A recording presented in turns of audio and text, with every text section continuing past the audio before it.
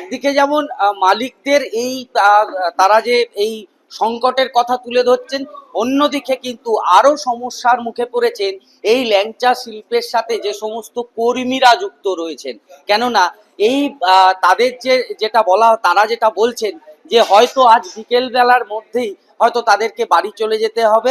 কেননা এই গ্যাস না পাওয়ার ফলে তারা দোকানে কাজ হচ্ছে না, মালিক যদি দোকান বন্ধ করে দেয় তাহলে তাদেরকে ফিরে যেতে হবে। দীর্ঘদিন ধরে এই ল্যাংচা শিল্পের সাথে এই সমস্ত কর্মীরা যুক্ত, তার ফলে হঠাৎ করেই যদি মালিক পক্ষ তাদেরকে বাড়ি চলে যেতে বলে, তাহলে তারা কিভাবে সংসার চালাবেন বা দিন গুজরান করবেন, এখন তাদের কাছে একটাই চিন্তা।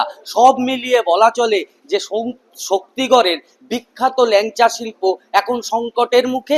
অন্যদিকে এই শিল্পের সাথে যে সমস্ত কর্মীরা জড়িয়ে রয়েছেন তারাও এখন সংসার চালাবেন কিভাবে বা দিন গুজরান কিভাবে করবেন, সেটাই কিন্তু চিন্তা।